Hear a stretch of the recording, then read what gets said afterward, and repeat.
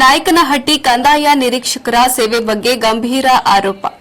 ನಾಯಕನಹಟ್ಟಿ ಪಟ್ಟಣದಲ್ಲಿ ಕರ್ನಾಟಕ ರಕ್ಷಣಾ ವೇದಿಕೆ ಕನ್ನಡ ಸೇನೆಯವರು ಉಪ ತಹಸೀಲ್ದಾರ್ ಶಕುಂತಲಾರವರಿಗೆ ಕಂದಾಯ ನಿರೀಕ್ಷಕ ಸೇವೆ ಬಗ್ಗೆ ಗಂಭೀರ ಆರೋಪ ಮಾಡಿದ್ರು.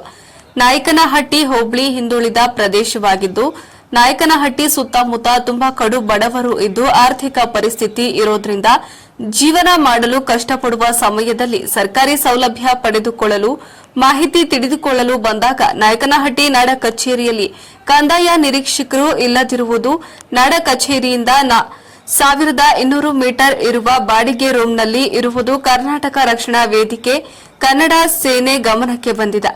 ವೃದ್ಧರು, ವಿಶೇಷ ಚೇತನರು, ವಿದ್ಯಾರ್ಥಿಗಳು, ಅವಿದ್ಯಾವಂತರು, ರೈತರು ಪರದಾಡುವಂತಹ ಕೆಲಸವಾಗಿದೆ. ಸರಿಯಾದ ಸಮಯಕ್ಕೆ ಸಿಗದೆ ವಾರಗಟ್ಟಲೆ ಕಚೇರಿಗೆ ಅಲೆದಾಡುವಂತಹ ಪರಿಸ್ಥಿತಿ ನಿರ್ಮಾಣವಾಗಿದೆ. ಆದ್ದರಿಂದ ಕಂದಾಯ ನಿರೀಕ್ಷಕರು ಸರ್ಕಾರಿ ನೌಕರರು ಸರ್ಕಾರಿ ಕಚೇರಿಯಲ್ಲಿ ಕಾರ್ಯನಿರ್ವಹಿಸಬೇಕು, ಬಾಡಿಗೆ ರೂಂನಲ್ಲಿ ಕಾರ್ಯನಿರ್ವಹಿಸುವಂತಿಲ್ಲ. ಆದ್ದರಿಂದ ಈ ದಿನ ತಮಗೆ ಮನವಿ ನೀಡುತ್ತೇವೆ. ತಾವುಗಳು ಈ ಕ್ಷಣದಲ್ಲಿ ಕಂದಾಯ ನಿರೀಕ್ಷಕರನ್ನ ಕಚೇರಿಗೆ ಕರೆಸಿ ಕಚೇರಿಯಲ್ಲಿ ಕಾರ್ಯನಿರ್ವಹಿಸಲು ಸೂಚಿಸಬೇಕೆಂದು ಆಗ್ರಹಿಸಿದ್ರು. ಈ ಸಂದರ್ಭದಲ್ಲಿ ಹೋಬಳಿ ಅಧ್ಯಕ್ಷ ಕೆಜಿ ಮಂಜಣ್ಣ, ತಾಲೂಕು ಅಧ್ಯಕ್ಷ ಮುತ್ತಯ್ಯ, ನಗರ ಘಟಕ ಅಧ್ಯಕ್ಷ ತಿಪ್ಪೇಸ್ವಾಮಿ ಮಾತನಾಡಿದರು. ಈ ಸಂದರ್ಭದಲ್ಲಿ ಗ್ರಾಮ ಪಂಚಾಯಿತಿ ಮಾಜಿ ಸದಸ್ಯ ಶ್ರೀನಿವಾಸ, ಮಹಿಳಾ ಘಟಕ ಅಧ್ಯಕ್ಷೆ ತಿಪ್ಪಮ್ಮ ಚಿನ್ನಮಲ್ಲಯ್ಯ, ಉಪಾಧ್ಯಕ್ಷ ಕೆಪಿ ನಾಗರಾಜ್, ರಾಘವೇಂದ್ರ, ಮಂಜುನಾಥ್, ಪ್ರಕಾಶ, ರಾಜು, ಮಲ್ಲಿಕಾರ್ಜುನ ಉಪಸ್ಥಿತರಿದ್ದರು. ವರದಿ ಹರೀಶ್ ನಾಯಕನಹಟ್ಟಿ. ಕನ್ನಡ ಸೇನೆ ಹೋಬಳಿ ಘಟಕದಿಂದ ಮಾನ್ಯ ಉಪ ತಹಸೀಲ್ದಾರ್ ಅವರಿಗೆ ನಾಡ ಕಚೇರಿ ನಾಯಕನಹಟ್ಟಿ ಚಳ್ಳಕೆರೆ ತಾಲೂಕು ಚಿತ್ರದುರ್ಗ ಇವರಿಗೆ ಮಾನ್ಯರೇ, ವಿಷಯ ಏನಪ್ಪ ಅಂದರೆ ಕಂದಾಯ ನಿರೀಕ್ಷಕರು ನಾಡ ಕಚೇರಿಯಲ್ಲಿ ಕಾರ್ಯನಿರ್ವಹಿಸುವ ಬಗ್ಗೆ ಮಾನ್ಯರೇ, ಈ ವಿಷಯ ಮೇಲ್ಕಂಡ ವಿಷಯಕ್ಕೆ ಸಂಬಂಧಿಸಿದಂತೆ ನಾಯಕನಹಟ್ಟಿ ಹೋಬಳಿ ಅತ್ಯಂತ ಹಿಂದುಳಿದ ಪ್ರದೇಶವಾಗಿದ್ದು, ನಾಯಕನಹಟ್ಟಿ ಸುತ್ತಮುತ್ತ ತುಂಬ ಕಡು ಬಡವರು ಇದ್ದು ಆರ್ಥಿಕ ಪರಿಸ್ಥಿತಿ ತುಂಬ ಗಂಭೀರವಾಗಿದ್ದು ಇರುವುದರಿಂದ ಈ ಜೀವನ ಮಾಡಲು ಕಷ್ಟಪಡುವ ಸಮಯದಲ್ಲಿ ಸರ್ಕಾರಿ ಸೌಲಭ್ಯ ಪಡೆದುಕೊಳ್ಳಲು ಮಾಹಿತಿ ತಿಳಿದುಕೊಳ್ಳಲು ಬಂದಾಗ ನಾಯಕನಹಟ್ಟಿಯಲ್ಲಿ ನಾಡ ಕಚೇರಿ ಕಂದಾಯ ನಿರೀಕ್ಷಕರು ಇರುವುದಿಲ್ಲ.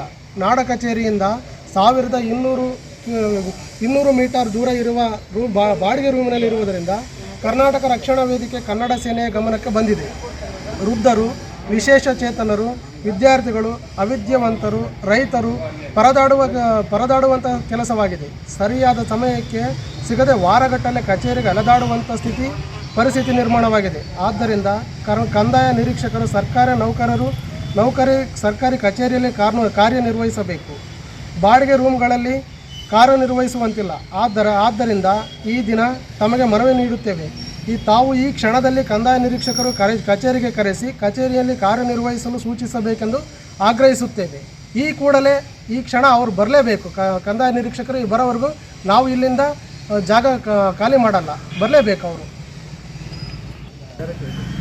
ತಾಲೂಕು ಅಧ್ಯಕ್ಷ ಮುತ್ತಯ್ಯ ಮಾತಾಡ್ತಿದ್ದೀನಿ. ನಿನ್ನೆ 5 ಗಂಟೆ ಸಮಯದಲ್ಲಿ ನಮ್ಮ RI ಸಾಹೇಬರು ಫೋನಿನ ಮೂಲಕ ಮನವಿ ಕೊಡ್ತೀವಂತ ಗೊತ್ತಾದ ಮೇಲೆ ಫೋನ್ ಮಾಡಿದ್ರು. ನಮಗೆ ಫೋನ್ ಮಾಡಿದ ನಂತರ ಅವರು ಏನಕ್ಕೆ ನೀವು ಯಾಕೆ ಸರ್ ರೂಮಲ್ಲಿ ಇರ್ತೀರಾ, ನೀವು ಕಚೇರಿಯಲ್ಲಿ ಯಾಕಿರಲ್ಲ ಅಂತ ನಾವು ಪ್ರಶ್ನೆ ಮಾಡಿದ್ದೀವಿ. ಪ್ರಶ್ನೆ ಮಾಡಿದ ನಂತರ ಅವರು ಕೆಲವು ಇದು ಹೇಳಿದ್ರು. ಯಾಕಂದರೆ ನಮ್ಮದು ರೂಮು ಭಾಳ ಸೋರ್ತಿದೆ, ರೂಮಲ್ಲಿ ಕೆಲವೊಂದು ರೆಕಾರ್ಡ್ಸ್ಗಳು ನೆನೀತಿದ್ದಾವೆ, ಈ ಥರ ಉದಾಹರಣೆಗಳು ಹೇಳಿದ್ರು. ತಹಶೀಲ್ದಾರ್ ಸಾಹೇಬ್ರು ನನಗೆ ಇರೋಕ್ಕೆ ಹೇಳಿದ್ದಾರೆ ಅಂತ ಉದಾಹರಣೆಗಳು ಹೇಳಿದರು. ಮಾನ್ಯ ತಹಶೀಲ್ದಾರ್ ಸಾಹೇಬ್ರನ್ನು ನಾವು ಒಂದು ಆಗ್ರಹ ಮಾಡ್ತಿದ್ದೀವಿ. ಕೂಡಲೇ ಅದು ಏನು ಸೋತು ಇದೆ ಆ ಬಿಲ್ಡಿಂಗ್ನ ಯಾವುದಾದ್ರೂ ರೂಪದಲ್ಲಿ ಸರಿಯಾದ ರೂಪದಲ್ಲಿ ಅದನ್ನು ಸರಿಪಡಿಸಬೇಕು.